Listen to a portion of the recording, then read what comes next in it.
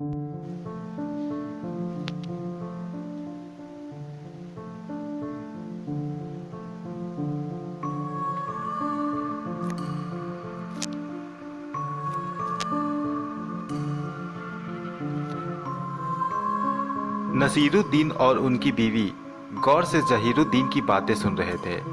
उनके साथ अनवर अली भी जहीरुद्दीन की कहानी पर गौर कर रहे थे। वहाँ के चंद लोग जो कि शायद वहाँ के नौकरी करते थे, वे लोग जहीरुद्दीन की बताई कहानी को सुनकर एकदम सन्न हो गए थे। जहीरुद्दीन की आंखों में खौफ साफ दिखाई पड़ रहा था। तभी खामोशी को तोड़ते हुए अनवर अली ने जहीरुद्दीन के कंधे पर हाथ रखा और कहा, फिर क्या हुआ? जहीरुद्दीन गौर से अनवर अली को देखने लगा और उसने कहना शुरू किया, फिर जब मैंने पलट कर देखा तो वो शैतान धुआं बनकर हम लोगों की ओर बढ़ने लगा। मैंने तेज भागने की भरपूर कोशिशें की। मैंने सभी को बता दिया कि वो शैतान हमारे पीछे धुएं की शक्ल में आ रहा है। उस वक्त हम सभी खौफजदा हो गए थे। हमारे घोड़े जितनी तेज भाग सकते थे उतनी तेज भाग रहे थे। उसके बाद मैंने उसे पलट कर नहीं देखा। हम जल्दी ही भागते हुए अपनी शिकारगाह के पास आ गए। हम सभी अंदर दाखिल हुए और दरवाजे को मजबूती से बंद करने के बाद जल्दी ही आरामगाह में पहुंच गए। हमारी सांसें खौफ से फूल रही थी। तभी अंग्रेज सिपाही ने कहा, यह शैतान हमारे पीछे ही पड़ गया है, जैसे कि हमारे खून का प्यासा हो। इस पर जमील बोला, हमें यहाँ ज़्यादा देर नहीं रुकना चाहिए, क्योंकि अगर वो यहाँ आ गया तो हम में से किसी को जिंदा नहीं छोड़ेगा। उसकी बात काटते हुए रहमान ने उससे कहा, लेकिन हम बाहर निकलेंगे कैसे? वो अगर बाहर मिल गया तो हमें सुबह तक के होने का इंतजार करना होगा, क्योंकि सुबह के वक्त शैतानी ताकतें कमज़ोर हो जाती हैं। इसलिए सुबह होते ही हम सभी यहाँ से निकल चलेंगे। मुझे रहमान की बात सही लगी, लिहाजा हम लोगों ने फैसला किया कि अब सुबह होते ही हम लोग यहाँ से निकल चलेंगे। और तब तक हम लोगों ने रात भर खुदा से उस शैतान से बचने के लिए दुआएं करनी शुरू कर दी। लेकिन तभी अंग्रेज अफसर चौंक उठा और बोला, पीटर कहाँ है? पीटर का नाम सुनते ही हम लोगों के भी होश उड़ गए, क्योंकि वो हमारे साथ मौजूद नहीं था। पीटर उस अंग्रेज सिपाही का ही साथी था जो हमारे साथ आया था। हम लोग शिकारगाह के कोने कोने में जाकर पीटर को ढूंढने लगे, लेकिन वो कहीं नहीं मिला। उसके साथ उसका घोड़ा भी गायब था। हम अभी उसे ढूंढ ही रहे थे कि तभी अचानक पीटर की आवाज़ सुनाई दी। वो हम सभी को पुकार रहा था। उसकी आवाज़ सुनते ही हम लोग खिड़की के पास पहुँचे तो देखा कि पीटर जख्मी हालत में शिकारगाह की ओर बढ़ता चला आ रहा है। उसे देखकर हमारे साथ का अंग्रेज सिपाही बाहर की ओर दौड़ा। मैं उसे रोकने के लिए उसके पीछे भागा, क्योंकि मैं नहीं चाहता था कि वो बाहर जाए। ऐसा इसलिए क्योंकि मुझे शक था कि कहीं वो शैतान बाहर ही ना हो। मैं उसके पीछे भागता हुआ बाहर की तरफ आ गया। बाहर आते ही मुझे यह एहसास हुआ कि कुछ गड़बड़ है। मैंने उस अंग्रेज सिपाही को रोकने की भरपूर कोशिश की, लेकिन तब तक वो सिपाही पीटर के पास पहुंच गया था। इससे पहले कि हम उसके पास पहुंचते हमने एक भयानक मंजर देखा। वहाँ एक काले धुएं जैसा कुछ उन दोनों के चारों ओर मंडराने लगा और फिर वो धुआं शैतान की शक्ल में नबूदार हुआ, जिससे हम भाग रहे थे।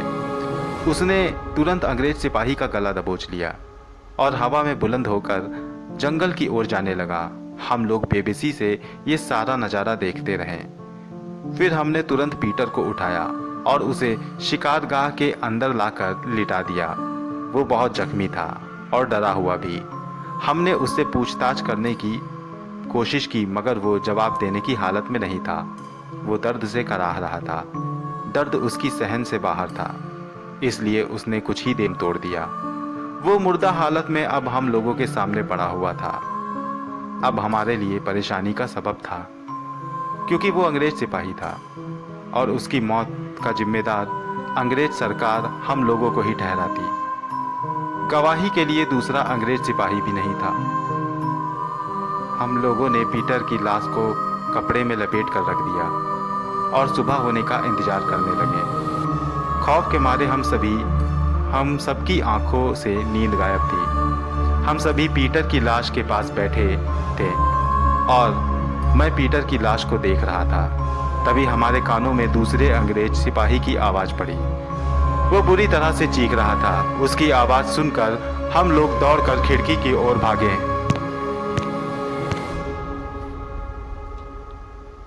हमने देखा कि वो अंग्रेज सिपाही बुरी तरह जख्मी था और हमसे मदद की भीख मांग रहा था। मुझे इस बार भी ये उस शैतान की चाल लगी। मैंने सभी से कहा कि कोई भी बाहर नहीं जाएगा। हम लोग शिकारगाह का दरवाज़ा खोलेंगे और उस अंग्रेज सिपाही को खुद ही अंदर आना होगा। सभी ने ऐसा ही किया। हम बाहर नहीं गए। हमने दरवाज़ा खोला और उस अंग्रेज सिपाही को अंदर बुलाने लगे। वो दौड़ता हुआ हमारी ओर आ रहा था। वो जैसे ही करीब आने वाला था वैसे ही वो शैतान वहाँ एकदम से आ गया और उसने उस अंग्रेज सिपाही की गर्दन मरोड़ दी। इससे मौके पर ही उसकी मौत हो गई। ये नज़ारा देखकर हम लोग अंदर की ओर भागे। हमारे पीछे वो शैतान भी आने लगा, लेकिन वो शिकारगाह के अंदर नहीं आया। हम सभी भागते हुए आरामगाह में पहुँचे और खिड़की से बाहर का नज़ारा देखने लगे। वो शैतान अभी भी बाहर खड़ा था। तभी जमील ने कहा, क्या हम लोग यहाँ से जिंदा नहीं निकल पाएंगे? इस पर मैंने उससे कहा, हम जरूर निकलेंगे, हमें कुछ नहीं होगा। तुमने शायद गौर नहीं किया कि वो शैतान शिकारगाह के अंदर नहीं आया, बल्कि उसे हमें बुलाने के लिए जाल बिछाना पड़ा। ऐसा इसलिए क्योंकि ये शिकारगाह हमारे पुरखों की है। हमारे दादा परदादा की बनाई हुई इस शिकारगाह में शैतानी ताकतों से बचने का नक्श रखा हुआ है, जो सदियों से हमारी ऐसी बुरी ताकतों से सुरक्षा करता आया है।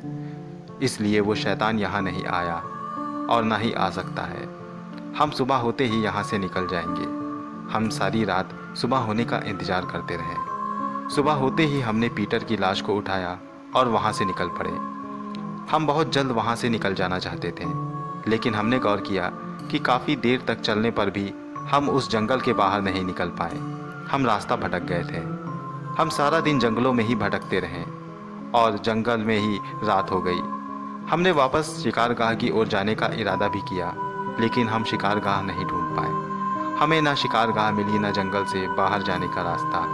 हम बीच जंगल में फंस चुके थे। मैंने एक जगह रुकने का इरादा कर लिया। हमने बीच जंगल में ही अपना पड़ाव डाला। हम सभी खौफजदा थे, लेकिन वहाँ रुकना हमारी मजबूरी थी। मैं सभी की हिम्मत बनाए रखने के लिए उनका हौसला बुलंद करने की कोशिश कर रहा था, लेकिन तभी हमने एक खौफनाक आवाज़ सुनी। ये आवाज़ उसी शैतान की थी जो ज़ोर ज़ोर से सांसें ले रहा था। उसकी आहट सुनकर हम सभी खौफजदा हो गए। हमने अपने हथियार उठाए और पेड़ की आड़ में छुपकर वहाँ का जायजा लेने लगे। जब धीरे धीरे आहट आनी बंद हो गई और जंगल एकदम सुनसान हो गया, तब हमें लगा कि वो शैतान वहाँ से दूर जा चुका है। तो हम वापस अपनी जगह पर आ गए। मैंने सभी से कहा, तुम लोग सो जाओ, मैं पहरा देता हूँ। मेरा इतना कहना ही था कि करीम खौफ से चीख पड़ा और उसके साथ ही जमील भी चीख गया। इससे पहले कि मैं उससे कुछ कह पाता, मैंने देखा कि अंग्रेज सिपाही पीटर हवा में उठा हुआ हम लोगों को घूर रहा है। ये नज़ारा बहुत ही खौफनाक था। हमें समझ नहीं आया कि ये क्या हो रहा है।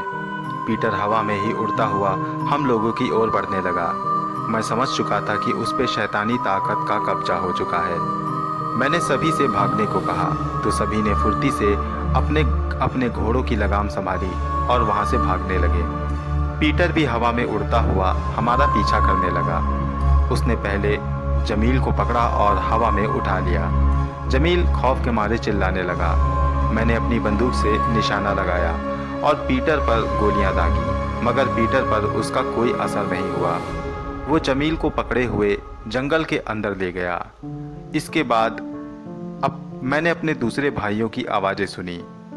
मैंने देखा कि वो शैतान मेरे भाइयों को अपने बाजुओं में दबोचे हुए हवा में उड़ता जा रहा था। मैंने घोड़े से उस शैतान का पीछा करना, लेकिन अचानक मेरे सामने एक काला धुआं मेरी ओर आता दिखाई दिया, जिसने मुझे तेजी से धक्का दिया और मैं घोड़े से नीचे गिर गया। फिर मुझे कोई होश ना रहा। जब मुझे होश आया तो मैं ना हिल पा रहा था, ना बोल पा रहा था, यहाँ तक कि मैं अपनी आँखों से भी काम नहीं ले पा रहा था। ऐसी ही कैफियत में मैंने 1 सप्ताह गुजार दिया। सभी लोग मुझे बेहोश ही समझते रहे। जब आपने मेरे मुंह में अर्क डालकर मुझे झटका दिया, तब मैं पूरी तरह से अपने होश में आ पाया और मैंने खुद को यहाँ और आपको अपने सामने पाया। जहीरुद्दीन की बातें सुनकर नवाब नसीरुद्दीन और उनकी बेगम रो पड़ी। उन्हें अपने बाकी के बच्चों की फिक्र सताने लगी, क्योंकि उन्हें नहीं मालूम था कि उनके बेटे जिंदा भी हैं या नहीं। अनवर अली ने नसीरुद्दीन से कहा, नवाब साहब, मेरी माने तो आप तहकीकात शुरू करवाइए। इस पर नसीरुद्दीन ने कहा, तुम्हें क्या लगता है अनवर, मैंने कुछ करवाया नहीं। मैंने पूरी कोशिश की मगर नतीजा नहीं निकला। और वैसे भी मैं तो अब सिर्फ नाम का ही नवाब हूँ। मेरा हुक्म अंग्रेज़ों के आगे क्या मायने रखता है। मैं बार बार उनसे तहकीकात के लिए कह भी तो नहीं सकता। इस पर अनवर अली ने कहा, ठीक है, आप हिम्मत रखिए, मैं अपनी ओर से कुछ कोशिश करूँगा। ये सुनकर नसीरुद्दीन ने अनवर अली से कहा, आपका बहुत शुक्रिया, मैं आपका ये एहसान ज़िंदगी भर नहीं भूलूँगा। अरे एहसान की क्या बात, ये तो मेरा फ़र्ज़ है, नसीरुद्दीन ने से अनवर अली ने कहा। आप बस उम्मीद मत छोड़िए, मैं कल आकर आपको बताता हूँ। इतना कहकर अनवर अली ने अपना सामान समेटा और अपने घर की ओर रवाना हो लिए। वो मन ही मन ये सोच रहे थे कि इस मामले में उनकी मदद सिर्फ उमर जहाँ ही कर सकती है। इसलिए घर पहुँचते ही सबसे पहले उमर जहाँ को इस सारे मामले के बारे में बताना होगा। दोस्तों, ये कहानी जारी है। इस कहानी का अगला भाग मैं जल्द आपके पास लेकर आऊँगा। कहानी आपको कैसी लग रही है हमें कमेंट बॉक्स में लिखकर ज़रूर बताएं। मिलता हूँ अगली बार इसी कहानी के अगले हिस्से के साथ। तब तक के लिए गुड बाय।